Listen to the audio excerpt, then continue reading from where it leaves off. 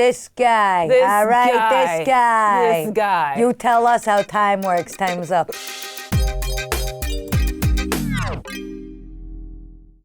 Welcome to Couch Surfing, the show where beloved guests look back at their big roles, their little roles, and everything in between. I'm here with Natasha Lyonne. Hello, hello. You ready? Let's see what's I'm ready. on TV. Aw, Pee-wee's Playhouse. Look at that. Literally nothing has changed. I'm wearing the same glasses. Same exact hairdo, same glasses. I love that you found your style so early, and you're Thank like, this you. is working. I'm gonna keep rocking with Like, it. this is who I am. I love this show. This was like my child actor job that was really fun. Well, how did a 6-year-old find herself in Pee-wee's Playhouse? I just, I walked around the city with my little briefcase, looking for gigs. And nothing makes me feel like legitimately cool quite so much as the fact that I was on this show. Yes. I have such warmth for that show, except. What happened? Tell me. I'm going to tell you one anecdote. The dark side of the Playhouse. I'm going to take these off their prescription, by the way. Okay. I'm not just insane, even though I am. But yeah, the one dark story about Pee-wee's Playhouse was the day that we had to eat ice cream soup. You could only imagine how excited I was because I'm like 6 years old. Right. And then the ice cream soup was actually just like weird, like, movie chalk substance. Oh, no. And I remember being a child and being so perplexed by that giant lie as I saw it, which was like, where's my ice cream soup? Why am I eating like dirt sand? Oh. And I can still taste it. Let's cleanse our palate and move on to the next clip, Please. shall we? All right. Uh-oh. Look at this. Uh-oh, I'm the babysitter in Dennis and Menace. Devin Rattray, I was so in love with him. Oh, another anecdote, another unhealthy showbiz child actor anecdote. I'm like, what am I? Is it worse than ice cream soup? Yeah, is anything? No. This is a dark life. Ice cream soup that wasn't ice cream. Oh, that was my first kiss. In Was real life? on screen with Evan. Your first kiss ever was on camera? I think so. Oh my Because I'm like goodness. 12 or 13 here. Were you prepared?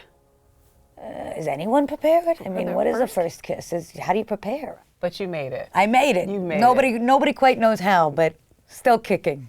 All Still right. kicking. Okay, let's kick on to the next clip. Ready? Yes, please. All right. What's wrong with it? Come here. Slums of Beverly Hills. There she is. Come on, Marissa Tomei. Staying. For your mustache depilatory. I have a mustache? Just a faint one, so do I. That'll get rid of it. Jewish girl's secret weapon. This movie has such a familial quality for me always, of like, I'll always think that Alan Arkin is my dad. I'll always think Kevin Corrigan's my boyfriend. I'm method acting in all the wrong ways, which is emotional method acting, not on-screen method acting, no. But it really, I think Tamara Jenkins, who is the writer-director, and I was kind of playing her, if I was always like, look to her as a kind of beacon. Did you have any idea this would go on to be a cult classic? No. Although it felt very special. Do you know what I mean? Like, so I think that, in some ways, I think that's a bit of almost like a device of a more modern world. That's, I think because of, we all have our cell phones, we kind of tend to think about the results much more now, about how things will be received once we kind of put them out there. You weren't feeling like, oh, this is gonna be a classic. It was more like, you gotta get through it. It's a very hot summer. My dream is to be successful enough to just shut down summer pictures altogether. Really? And be like, I'm a winter actress. I love it. Because there's so much touching from the sweating, the touch-ups. Yes, I do. You know, and there's too That's much. why we keep it cold in here. Come on. Come on. All right, from one classic to another classic. Up next. You have to give her what she's never had. What's that? Let me give you a hint. Oh, Kev. What happened? Am I having a stroke? I believe you're having an orgasm. Oh, I will tell you the truth. I don't expect you to lie, not on this couch. I was very confused by this movie. Really? For me, the confusion came from this, like, it was a very, almost like a fratty, suburban high school experience that I did not identify with at all. Right. I think it's an interesting sort of discussion on diversity a bit, this movie, that you can see that the 90s were like this other era where for some reason it was okay.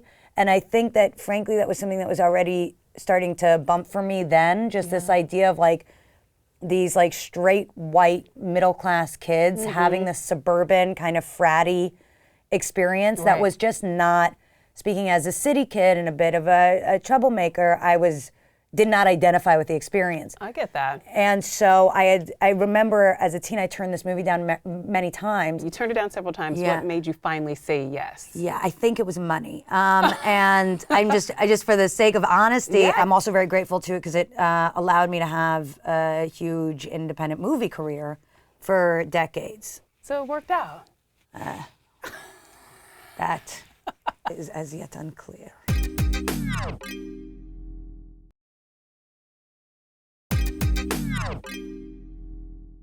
Let's keep surfing. Yes, please. All right. See, this was my kind of movie. It's a surprise. This feels more like you. Somebody dead?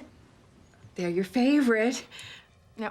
This is interesting and sort of in a way of like what a true cult classic is. Like, in other words, I think, you know, I mean, this and Slums of Beverly Hills are probably like the two movies I'm, you know, I don't know, they're just like closest to my heart in my career. Maybe these two and now Orange is the New Black or something. I just feel so lucky I got to, you know, be in, I felt like they were the right projects for the, you know, right person with the right groups of people for me. The stars all align. Yeah, It's so rare in a very career. special. Yeah. Any memories of RuPaul that you can share? It's one of like the most major human beings of all time. Really? Yeah, just like a hear real that. serious soul, like really a heavy duty person who's, and a very serious person.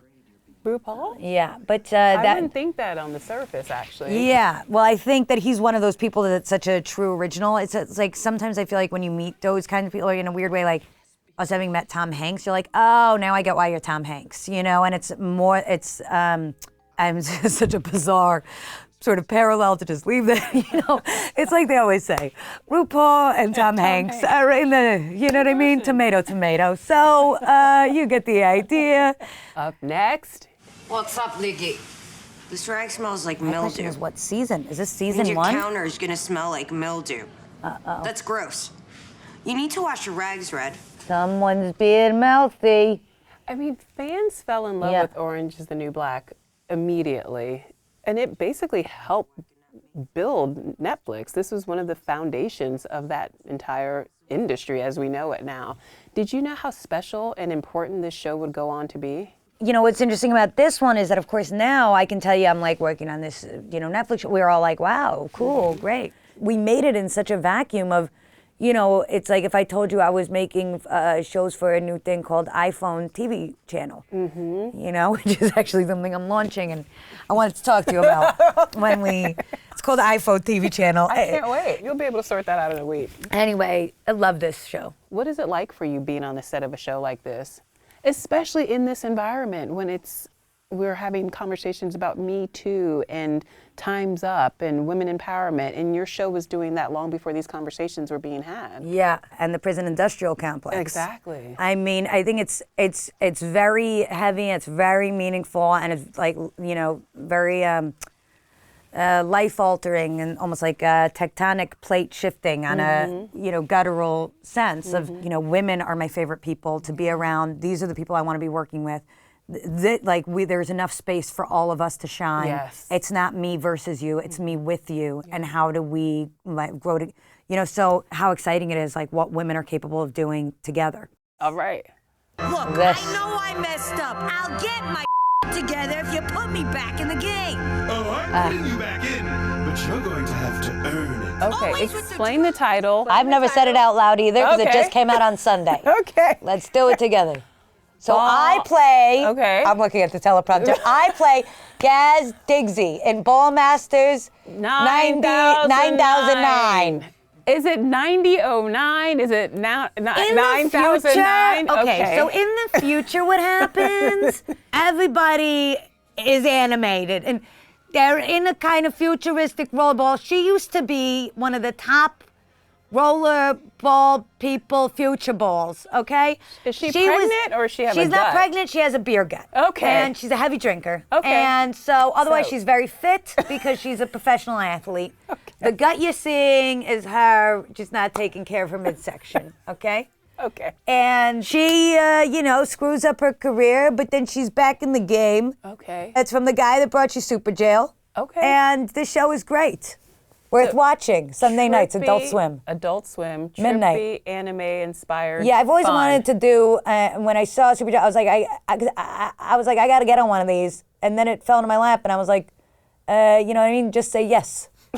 Not what Nancy Reagan said. I mean that if a cartoon comes up, of course you should say no to drugs. You know what I mean? But say yes to Adult Swim. For the record, Ballmastrz 9009. Oh. There we go. All right. All right. All right. Natasha, thank you so much Thank for you coming so by. much. This is very fun. I want a hug. This was great. This was very fun. Thank you. Thank you so much. Ballmastrz 9009 airs Sundays at midnight on Adult Swim. You can also see Natasha in Show Dogs, which is in theaters May 18th. See you next week on Couch Surfing.